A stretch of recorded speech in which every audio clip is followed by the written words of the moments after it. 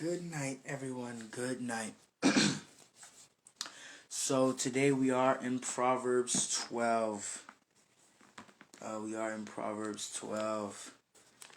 And we're going to talk about it. I'm going to read the next group of 9 verses.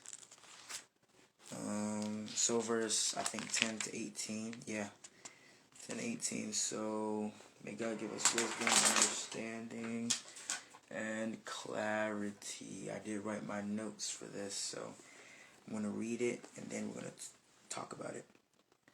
So verse 10, a righteous man regards the life of his beast, but the tender mercies of the wicked are cruel. He that tills his land shall be satisfied with bread, but he that follows vain persons is void of understanding. The wicked desires the net of evil men, but the root of the righteous yields fruit. The wicked is snared by the transgression of his lips, but the just will come out of trouble. A man will be satisfied with good by the fruit of his mouth, and the recompense of a man's hands shall be rendered unto him. The way of a fool is right in his own eyes, but he that hearkens unto counsel is wise. A fool's wrath is presently known, but a prudent man covers shame. He that speaks truth shows forth righteousness, but a false witness deceit. There is that speaks like the piercings of a sword, but the tongue of the wise is health. So starting at verse 10. So verse 10 tells us that a righteous man regards the life of his beast, but the tender mercies of the wicked are cruel. The note that I wrote down from that is a king is a servant. So all righteous men are kings, because we are kings and priests. So it says a righteous man regards the life of his beast. So in the Old Testament, in the Old Covenant, the Lord, on the day that it was Sabbath days, the Lord also would say stuff like, hey, on the Sabbath day, I don't want anyone working. I don't want you working, not even your animals. You would say, what, God, you care about the animals? And God's like, yes, I care about the animals. Because God is righteous. God sees what he uses, and he's going to bless it. He regards it. So how does this work for us? So you being a leader, what kind of a leader are you? If you're a prideful or a proud leader, you're not going to regard the life of those who you benefit from. As a leader, you benefit from those who are under you in some way, shape, or form. But if you don't regard them, you're not going to care about them, and you're going to treat them like garbage. That's why it says, but the tender mercies of the wicked are cruel. Like, the Egyptians, they treated the Israelites like garbage, and the Israelites still wanted to go back to Egypt because the food was good. Like, yeah, the food was good. Like, yes, but those guys were cruel. They were cruel. So there are people who God loves you. God is God. And yes, God, to whatever extent, benefits from us. He made us for pleasure. So God benefits from us, and he uses us. We are his workmanship. He uses us. He built us. He fashioned us. He uses us, and he takes good care of us. But most people want to go over to the devil and serve him, or serve sin, which is the devil. You want to serve the devil, but the devil's tender mercies are cruel. He'll make deals. Either he won't keep it, which most likely he will keep his end of the bargain, but it comes with side effects. So yes, I'll give you riches and sorrow and sorrow. Yes, I'll give you fame and strong depression to the point where you end up killing yourself. Yes, I'll give you all the girls and STDs. He's not gonna finish the sentence. Yes, you want all the girls? Yeah, fine. He knows he's going to give you STDs. Oh, you want all the money? Fine. He knows you're going to be sorrowful. Oh, you want fame? Fine. He knows you're going to be depressed and lonely. Like, he knows that. So his tender mercies are cruel, but people want to serve him. That makes the person a fool, because you're making a decision now. Yes, you may get what you want quicker than the Christian. But the fool makes decisions now that hurt him later. Yes, what you did, it may seem like it's good, but later on it's going to hurt you. It's going to benefit you in a negative way, So being a king, so for us, being a king, we have to learn how to serve. And those that we benefit from, learn how to regard them. Regard them. Show regard for those who you are over and those who you're over and who benefit from you and you benefit from them. Verse 11, he that tilleth his land shall be satisfied with bread, but he that follows vain persons is void of understanding. I got sacrifice pays off. So yes, right now, you gotta work and till the ground, and your friends are over there playing, and you want to follow them, but they're not working. You're working, and then when time comes for harvest, you're gonna have food and they aren't. And this reminds me of the story of the three little pigs. Also, the story of that one hen who was making bread or something like that. But the story of the three little pigs, while the other pigs rushed their work. They rushed house out of hay, house out of stakes. But the other guy, using bricks, that's gonna take some time. And I'm sure his brothers was like, hey man, you wanna go over here? Me and Pepe, we're going over to the swimming hole. You want to go? You want to come? Like, nah, I got to finish my house. Like, oh, man, you in this house. Should have just built it with sticks, man. Like, nah, I want to make sure it's strong. Hey, me and Piggy dude, we're going out with some other guys. We're about to go out to eat. You trying to come? You trying to come? Like, nah, I can't. I got to finish, the roof. I got to finish the roof. Like, man, like, you've been working on this house for almost a whole 2 years, man. Like, what's going on? Because it does not take months or weeks to build a brick house, a solid brick house. No, that's going to take you some time. So, like, nah, man, I got to finish this. What? No, I got to do the interior of my house now. What? Like, and then at the end, when the wolf comes, he blows down their houses. Where do they run? They run to the guy who worked. So sacrifice pays off. He was protected. The hen. She made the bread. Everybody, she's asking, hey, can you guys help me? Like, nah, I got other stuff to do. Like, I got this to do. I want to go over here and do that. I want to do this. So she had to bake it by herself. And, she sacrificed. She could have been out doing other things. But no, me and my kids need to eat. I asked these people to help me, but they didn't. So now, once it's all done, everybody's like, oh my gosh, that thing smells good. Let me get some of that. Like, no, you didn't work. You didn't work. So if you're someone who works, you're going to eat. If a man doesn't work, he shouldn't eat. He that tills his land will be satisfied with bread, but he that follows vain persons is void of understanding. Like, oh, you want to go and hang out with those guys. Those guys are idiots. They're not going to bring you anywhere. They're going to lead you astray, but you're going to go and follow after them. No, that's not wise. And then when you need something, you're going to come to the guy who worked, who you told was a fool. You told that guy, nah, man, you're a fool. You don't know what you're talking about. You don't know what you're talking about. I got to save my money. I don't got to save it. What you talking about? I got to serve Jesus. What? Nah, I don't take all of that. What? I can't watch TV? Nah, I don't take all of that. What? I can't curse? Nah, I don't take all of that. I can't look at girls? I can't even look? Nah, I don't take all of that. And then when you end up in hell, like, man, Father Abraham. Like, no. You should have tilled your ground. You should have done this. And that's not just for the sinner, it's for also Christians. Hey, bro, what you doing? Oh, I got to pray. Oh, okay, brother. All right, what you doing later? I'm about to go out here and preach. Brother, you're working too much. Why are you always in prayer every time I call you? You never want to hang out. Brother, this brother is tilling his heart. He's working his heart. The more time he spends with God, the more like God he's going to be. Pastor, why aren't you ever with us and spending time with us? Like, what? I have to be with the Lord. I'm working.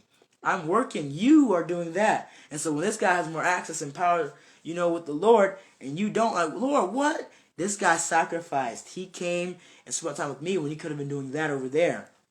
So sacrifice pays off. Work. If you want to eat, if you want to see the Lord manifest, you have to work.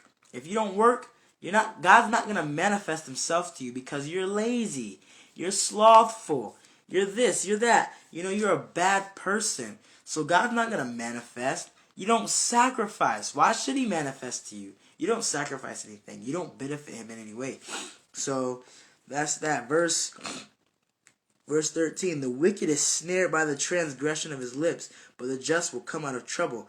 I got this. Hold on.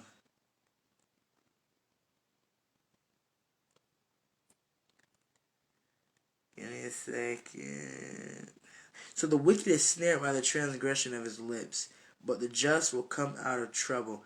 So I don't even remember what I wrote for this, because what I wrote, I think I was looking at something else when I wrote this. So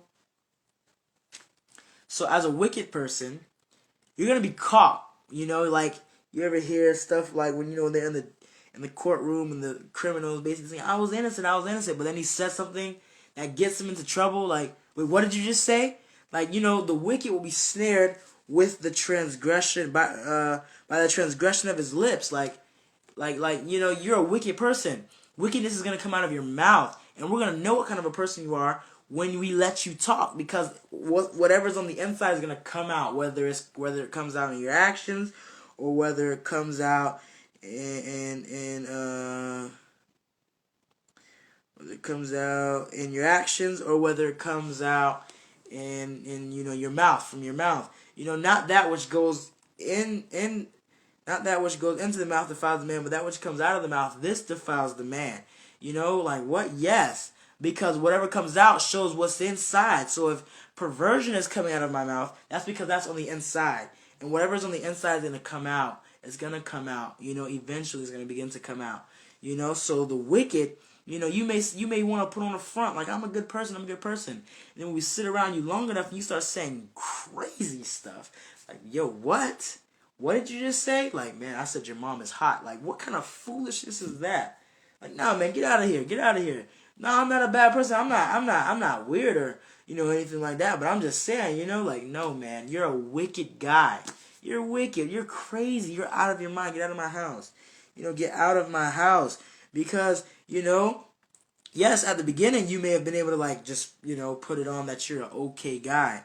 But then eventually, we're going to see, like, yo, you're this way because of what you say. Like, hey, that doesn't sound like holiness. That sounds like profanity. So because you're a profane person on the inside, profanity is going to come out, whether you're using physical curse words or whether you're just being profane in your actions or in other things that you may talk about. So keep that in mind. Verse 14, a man will be satisfied with good by the fruit of his mouth, and the recompense of a man's hands will be rendered unto him. So yeah, I did bunch this up a bit, because this is for... Okay, so yeah.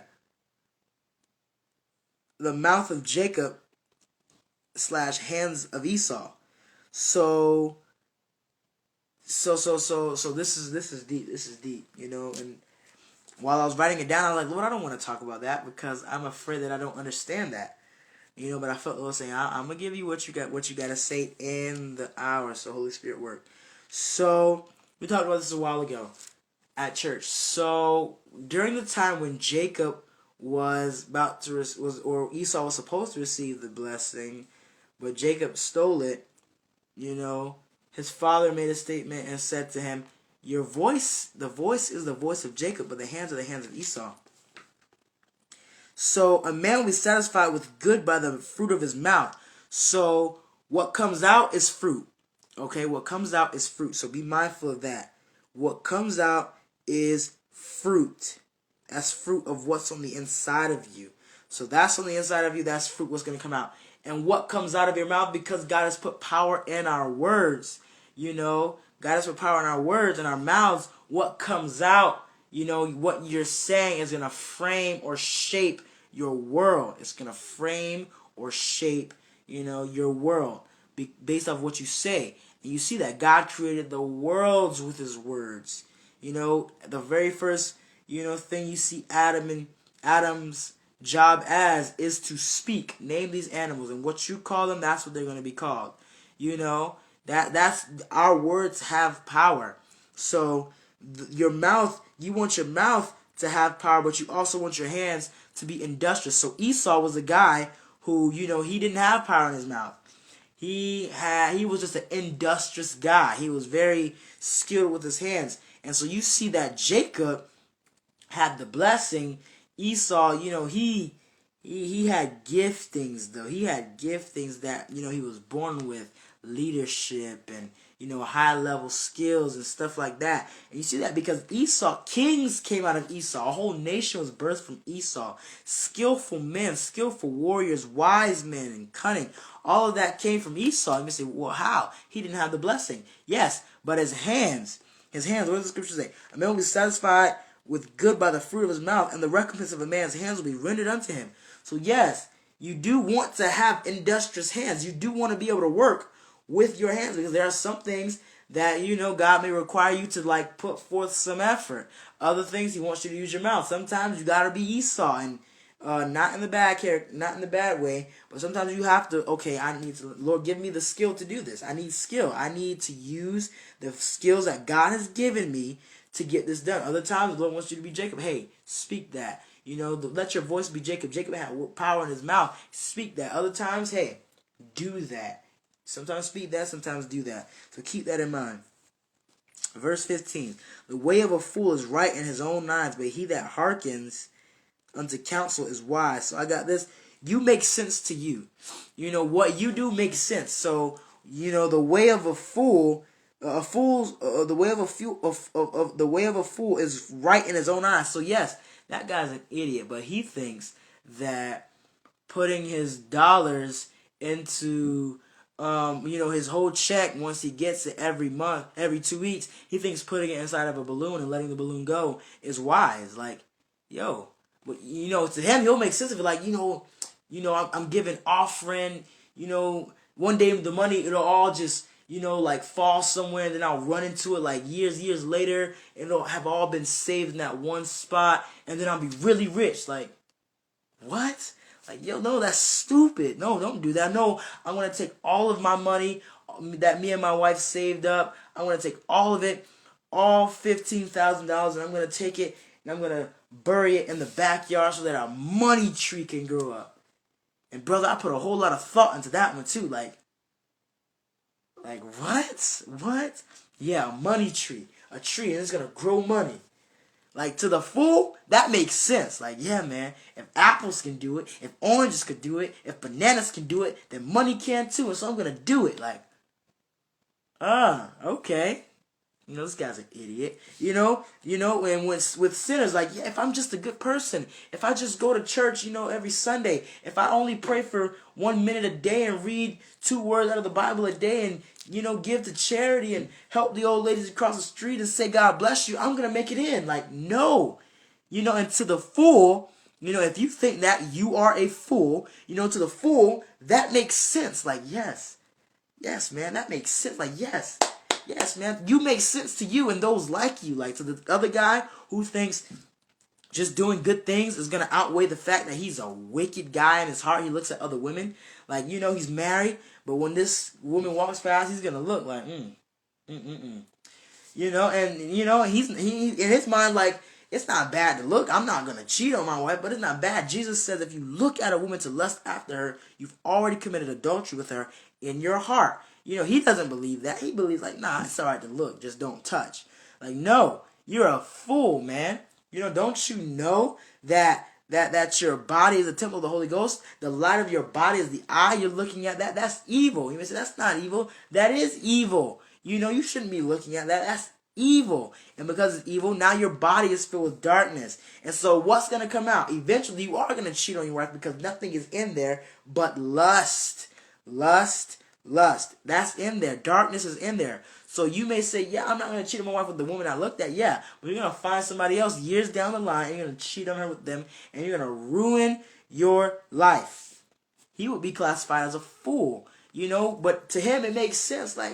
But it makes sense though. It made sense to rob the store. It made sense to shoot that guy in the face. It made sense to sell these drugs. It made sense to rape that 3-year-old girl. It made sense to do this. But yes, and now you're going to be judged for it. For the fool, his way is right in his own eyes. Like, man, so you've gathered a whole lot, man. You've done it. And it was like, you fool. You don't even know that you're about to be judged tonight. A fool, the way of a fool is right in his own eyes, but he that hearkens unto counsel is wise. Like people who, yes, you may see things, you may think about things and it makes sense to you. and then you go and tell somebody else and they tell you like that's not a good idea. If you listen to them and listen to what they say, the good counsel that they're going to give you, you're a wise person. Yes, you may have some weird ideas, but God is not going to classify you as a fool because you will bring your ideas to people who are over you and who are wiser, and they'll tell you like that's not a good idea, man, and they're going to obey. That makes you a wise guy. Like, okay, so that's not wise? No. Bearing all of my money is not wise? No, don't do that. Just keep saving it, and eventually it'll, continue to collect more and more and more, and then you'll be able to get that you want. Like, oh, okay, and then you do it, and then you have pleasure. Hey, no, man, don't do that. Do this. This is what's right. Hey, don't look at that woman right there. She's not your wife. Your wife is right there. Like, oh, I can't look. No, okay, well, let me not look. And then years down the line, you're not ever going to cheat. You're going to be faithful because wickedness, darkness is not in there because you will set no wicked thing before your eyes. So that makes you a wise person. Even though you may have desires and feelings or thoughts that are foolish, because you know how to take them to the presence of God. Hey, God, this is how I feel. Hey, God, this is what kind of a person I am. God's going to classify you as perfect. Like, no, you're perfect. Like, Lord, I'm not perfect. I feel and think this way. Yes, but you come to me about it. That makes you perfect. Because you're willing to be changed. You're moldable. So, hearken unto counsel, brothers. Verse 16, a fool's wrath is presently known, but a prudent man covers shame. This, I tie it with temperance. That guy's an idiot. He doesn't know how to control himself. You're talking to him, and you can see it in his face that he's getting angry. Like, he can't control himself. Like, you can't control yourself. That makes you a fool because you can't control yourself. You need temperance, self-control. But a prudent man covers shame. Like, oh, okay. He knows. Yes, that fool over there, he's wrong. And now he's getting all defensive. The wise guy, okay, I was wrong. Okay, I feel a bit embarrassed, but I'm not going to get defensive about it. No, I was wrong. I'm going to receive it, and you're going to stand there. Yes. And even in other conversations where you may be right, you're not going to be all aggressive. You know how to just control yourself. Like, hey, so this is what it is. Temperance. As Christians, we need that. As Christians, you need that. I pray, Lord, I need temperance. Because your body can take control. If you let it, it will. And then you'll be lifting your eyes in hell. Years later, like, Lord, how did I get here? All I remember is, I just was walking and, you told me not to look at the one girl that walked past. And then I was like, Lord, it's not that bad if I look. Next thing I knew, I was in the hospital with her because she was having a baby. Next thing I knew, I was selling drugs to make money to take care of them. Next thing I knew, I had got kidnapped by these dudes. Next thing I knew, I was dead. And now I'm in hell. What happened, Lord? And I was like, I told you what to do and what not to do. You made a decision to not control yourself. That makes you a fool if you can't control yourself. Like, you can't rule your own soul. You can't rule your spirit. You don't have control over your eyes, your mind, your heart, your emotions, your hormones, your feelings. You don't have control. That makes you a fool. Like, what? Yes. That's what it makes you. You need temperance, and you need to ask God for that every day. Lord, make me a self-controlled person. Verse 17, he that speaks truth shows forth righteousness, but a false witness deceit. Actions are fruit of inside. What you speak, if you speak truth, you're showing forth righteousness. But if you're a false witness, you're showing deceit. Actions are fruit of inside. We talked about this. Not that which goeth into the mouth defiles the man, but that which comes out of the mouth, this defiles the man. If what you're saying is, holy and pure, that's because on the inside of you, you have holiness and purity, But if you're saying perversion and lies and deceits and murders, all of that is on the inside of you, that's what's going to come out, That's what's going to come out. If that's what you're saying, it's because that's what's on the inside of you. If you speak truth, you're showing righteousness. If you speak the truth, you're showing that you have righteousness on the inside of you. Like man, what's on the inside of you? This. How do you know that that's on the inside of you? Well, because when I speak or when I act, that stuff doesn't come out. This comes out, which means this is what's on the inside of me. This is what's on the inside of me. So because that's what's on the inside of me, that's all that's going to come out. If I got a milk gallon, I can't Orange juice is not going to come out of there. If this is sweet water, bitter water is not going to come out. Bitter water is not going to come out. This is supposed to be a sweet water. If I got, an apple pie, I shouldn't see, oranges in the middle of it. Like, what? Orange pie? Like, yeah, man, that's what that is. But it says apple. Yeah, sorry, man. That's not going to happen, a bottle of water should not, when you drink it, you're drinking distilled vinegar. Like, what? What is that? Oh, it's vinegar. Like, no, it says it's water. Yeah, it is water. But how come I taste vinegar? I don't know, man. That's water. Like, no. Whatever's on the inside, whatever comes out, that's because that's on the inside. Whatever's on the inside will come out. Your deeds will be known. Yes, you may do this in secret. People are going to find out if you don't change, and if you're not dedicated to change, people are going to find out. So, holiness is needed. It's needed. Actions are fruit of the inside. Verse 18, there's that speaks like the piercings of a sword, but the tongue of the wise is health. Watch your mouth. We've said that. Talked about this multiple times. Watch your mouth. Watch what comes out of there. Watch what comes out of there. People that speak like the piercings of a sword. Wicked people. We're not talking about the conviction of the Lord. You need that. We're talking about people who say hurtful things. I'm going to say this. That's a sword, man. You just cut that guy. You just hurt that guy. Not when it comes down to the Lord. Because, yes, as a Christian, you are going to say some things that are going to pierce through people and cut them. Because they need that. Cursed be the man that doesn't have blood on his sword. But this is not what this is referring to. This is not what this is referring to. Watch your mouth. You need to learn what to say and what not to say. The wise person, the tongue of the wise, that's healthy. You listen to this guy talk, that's going to benefit you. That guy, he is going to hurt you. It's like leaning on a staff, and leaning on a sharp sword and the sword go through your hand. That's like what it is listening to this guy. What comes out of his mouth is foolishness completely. Foolishness. This guy, what he says is wise. That's wisdom. That's healthy for you. If you obey him, you're gonna be all right. You're gonna be in there, man. You're gonna be good. You talk to this guy. Oh, he's really wise. Whatever he says, do it, and you're gonna see the benefit. When you talk to that guy, now don't talk to him. If you talk to him, like you want to talk to him about marriage counseling, he's divorced and he's had 10 wives in the last year. Come on, don't listen to him. He doesn't know what he's talking about. You can see. You can clearly see this guy does not know anything that he's talking about. Like 10 wives in the last year, and you want to listen to him for marriage counseling? Like, no, man, no, don't listen to him. Listen to this guy over here. He's wise. His words, he's gonna tell you stuff like, nah, man, make her submit to you, man. You gotta put her in the headlock sometimes, hit her head in the refrigerator, slam her head into the wall. You gotta show her who wears the jeans in this relationship. Show her who's the man. Like, right, brother, right. Submit to me. Oh, what? Sit, and then it's really proved that she's the one who is in control of the house. Like what? Like, no, listen to that guy over there. That guy's going to give you wisdom. This guy, he's going to get you a nice bill of divorcement. So, learning how to watch your mouth is key. Learning what to say, when to say it, all of that is important. It's very important, because if you don't know what to say and when to say it, you're going to say some really messed up stuff, and you're going to mess up your life, because you have power in your words. You have power in your words. Whatever you say, that has power. That's power.